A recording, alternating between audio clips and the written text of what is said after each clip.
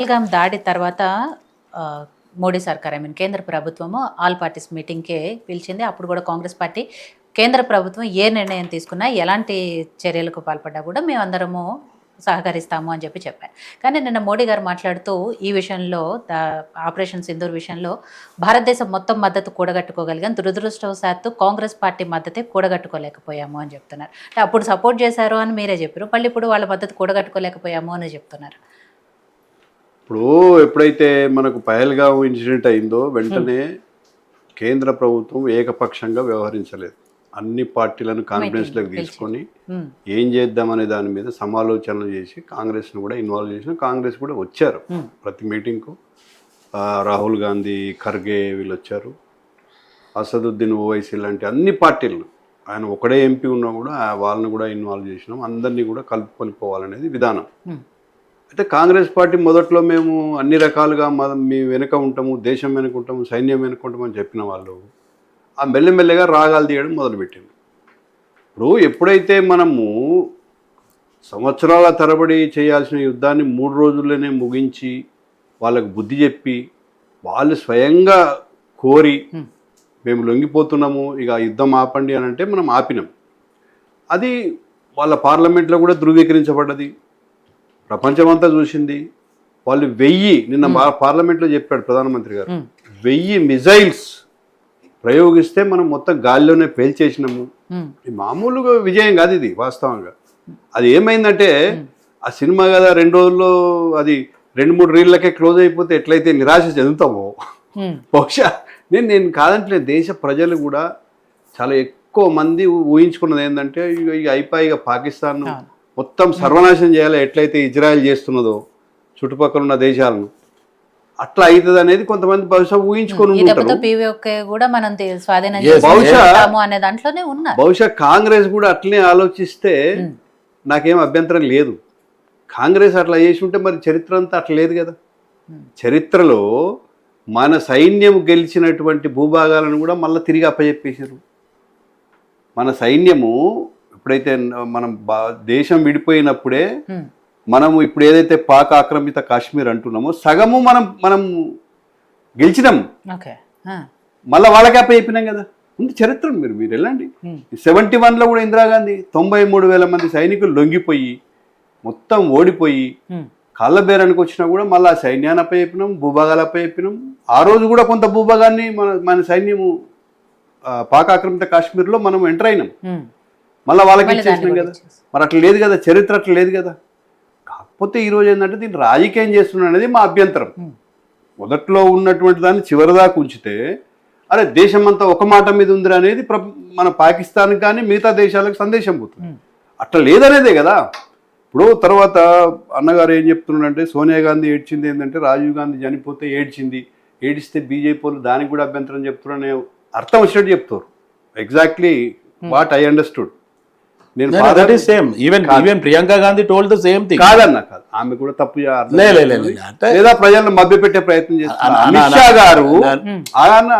అమిత్ షా గారు ఏం చెప్పారంటే ఒక ఎన్కౌంటర్ అయితే 2 టెర్రరిస్టులు చనిపోయినారు, ఈ 2 టెర్రరిస్టుల కోసం సోనియా గాంధీ ఏడుస్తుంది లిటరల్లీ అని సల్మాన్ ఖుర్షిద్ బయట ఏడ్చుకుంటూ వచ్చి చెప్పిండు అని ఆ విషయాన్ని పార్లమెంట్లో ప్రస్తావించాడు.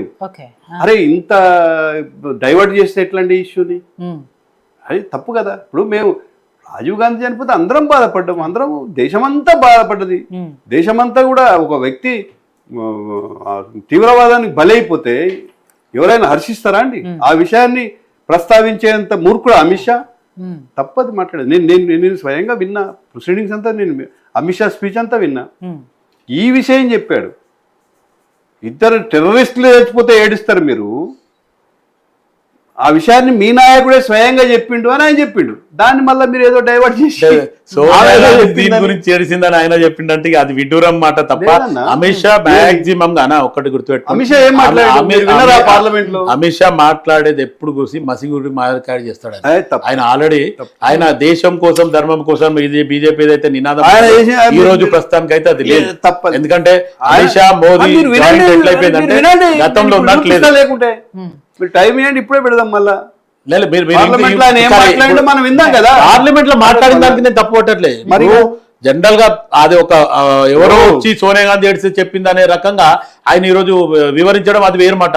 కానీ సోనియా గాంధీ ఏడిసింది అనే రకంగా మీద ఆ రకం మాట ఇంతెందుకు రాహుల్ గాంధీని అంటలేరా? మీరు ఎవరు గుర్తిండ్రు? మీ తండ్రి పేరు ఈ రకంగా మాట్లాడలేదా బీజేపీ ఎంపీలు? అంటే మీరు ఎవరు ప్రశ్నించారండి? బీజేపీ కొడుకే కాకపోతే బీజేపీ పుట్టిండు, కాకపోతే ఫిరోజ్ ఖాన్ ఏంది మతం గురించి వచ్చినప్పుడు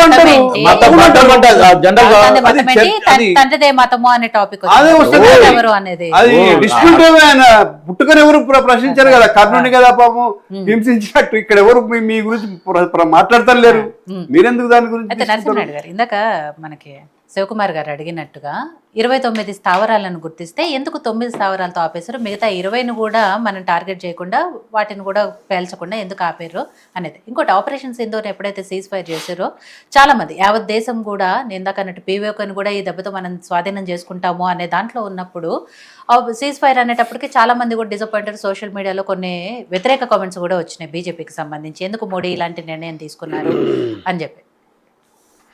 నాకైతే 29 మీద అయితే నేను మన డిఫెన్స్ అధికారులు ఎవరు సర్టిఫై చేసినట్టు నేను వినలేదు మేడం. స్వయంగా నేను చెప్పకూడదు ఇక్కడ డిబేట్లో, నాకు తెలిసినటువంటి ఒక టాప్ ఆఫీసర్ అంటే ఆయన పాకిస్తాన్కి ఇన్ఛార్జ్ ఉండే అజిత్ దోవల్ టీంలో. అజిత్ దోవల్ పని ఏంది?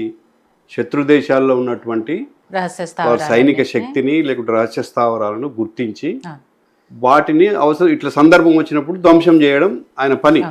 ఇండియన్ దేశంలో కూడా భద్రత, జాతీయ భద్రత వీటి మీద పనిచేస్తుంది. ఆ టీంలో పనిచేసిన వ్యక్తి చెప్పింది, ఏ రోజైతే వీళ్ళు 9 స్థావరాల మీద చేశారో ఇవన్నీ కూడా మా టీము మేము ఐడెంటిఫై చేసి మన సైన్యానికి ఇస్తే ఇవాళ పోయి కొట్టిర్రు, ఎగ్జాక్ట్లీ పిన్ పాయింటెడ్ అన్నిటిని చేసిర్రు, వాళ్ళ ఒక్క విమానం కూడా ఎగరలేదు అని స్వయంగా చెప్పారు. మరి ఇప్పుడు 29 ఎక్కడి నుంచి వచ్చిందో, మరి రాహుల్ గాంధీ ఎక్కడి నుంచి? రాహుల్ గాంధీ కాదన్నా, మీడియాలో చూస్తుంది అన్న. ఇండియా బార్డర్ లో ఉన్నటువంటి 9 ప్రధాన స్థావరాలను ధ్వంసం చేసిరు. బహుశా ఇప్పుడు వాళ్ళకి ఎన్ని బార్డర్స్ ఉన్నాయి? అటు చైనా బార్డర్ ఉంది, అటు ఆఫ్ఘనిస్తాన్ బార్డర్ ఉంది, అటు ఇంకా వేరే వేరే దేశాలు కూడా ఉన్నాయి కదా, కావచ్చు. కానీ మన టార్గెట్ ఏంది? మన మీద ఎక్కడి నుంచి అయితే వాళ్ళు ప్రయోగిస్తారని అనుకున్నారో ఆ 9ని ధ్వంసం చేసినాం. లేని మీరు క్రియేట్ చేసి ఊహించుకొని లేకపోతే అదెందుకు వేయలేదు ఇదెందుకు వేయలేదు అని అంటే అన్నిటికీ మనం ప్రభుత్వం దాని మీద పశుపతి గారు చెప్పినట్టుగా, ఇప్పుడు బాహుబలి చెప్పినట్టుగా, ఇప్పుడు అక్కడ సాధారణ ప్రజలను చంపడం మన ఉద్దేశం కాదు.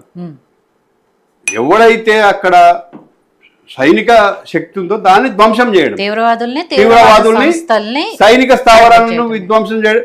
అరే బహవాల్పూర్ అక్కడ పోయి కొట్టారు కానీ ప్రధాన సైనిక కేంద్రంలోనే బాంబింగ్ చేశారు.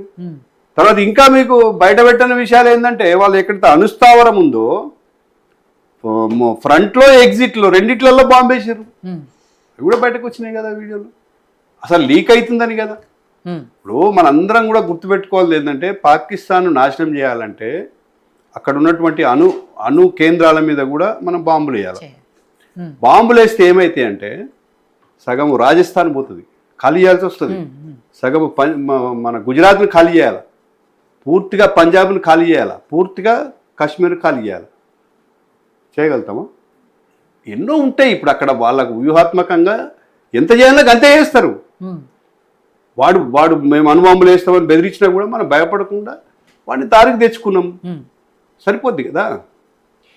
అది అక్కడ ఇంకొకటి ఉద్దేశం కాదు. ఇప్పుడు చేసి నెలల తరబడి యుద్ధం చేసి ఇవాళ దేశము 3వ ప్రపంచ ఆర్థిక శక్తిగా ఎదుగుతున్న దశలో మళ్ళీ డ్రాగాన్ చేసి మొత్తం మన శక్తి అంతా కూడా యుద్ధం మీద ఖర్చు పెట్టి, లేకుంటే మనం మళ్ళా దేశం వెనక్కి వెళ్ళేటువంటి పరిస్థితి రావద్దనేది బహుశా కేంద్రంలో ఉన్నటువంటి నాయకత్వానికి ఉన్నటువంటి ఆలోచన కావచ్చు. ఎందుకు మీరు ప్రతిదీ రాజకీయం చేస్తారు? రైట్.